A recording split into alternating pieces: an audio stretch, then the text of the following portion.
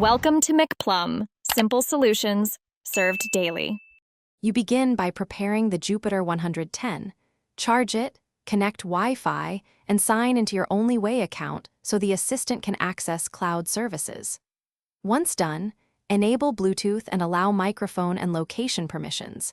These let the assistant hear you and act on context.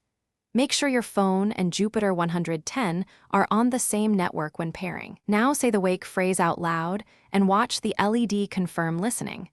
This first step ensures the assistant is awake and reachable. You now configure voice and skills so the assistant responds reliably. Open the OnlyWay app, choose language and a voice profile, adjust sensitivity to avoid false wakes. Next, enable skills you need: navigation, phone calls, media playback, and any smart home integrations, and link accounts where required. Train the voice model by speaking 3 short phrases. This improves recognition for your accent. Once trained, test by asking for local directions and a media search to confirm accurate intent routing. You finish by practicing effective commands and handling common problems.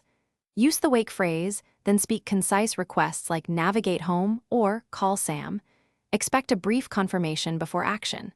If the assistant mishears, check firmware and app updates, reboot both devices, and verify microphone permissions. These fixes resolve most issues.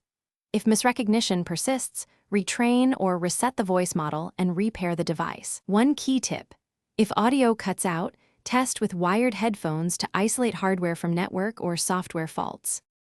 Thanks for watching. Stay juicy and subscribe.